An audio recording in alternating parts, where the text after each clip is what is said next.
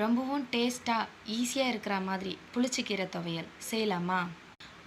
உளுத்தம்பருப்பு, கடலைப்பருப்பு, பூண்டு, காஞ்ச மிளகாய், தேவையான புளிச்சக்கீரை க்ளீன் பண்ணி எடுத்து வச்சுக்கலாம். ஒரு கடாயில் நல்லெண்ணெய் சேர்த்து நம்ம எடுத்து வச்சுருந்த பருப்பை பொன்னிறமாக வறுத்து எடுத்து வச்சுக்கலாம். பூண்டு, காஞ்ச மிளகாய் தனித்தனியாக வறுத்து எடுத்து வச்சுக்கலாம். நம்ம புளிச்சக்கீரையை வேக வைக்க போகிறதில்ல, எண்ணெயில் தான் வதக்கி செய்ய போகிறோம். புளிச்சக்கீரையை எண்ணெயில் போட்டு வதக்கிக்கலாம். இதுக்கு தேவையான புளி, உப்பு சேர்த்து தண்ணி சுண்டுற அளவுக்கு நல்லா வதக்கி விட்டுக்கலாம். இப்போ வதங்கிடுச்சு.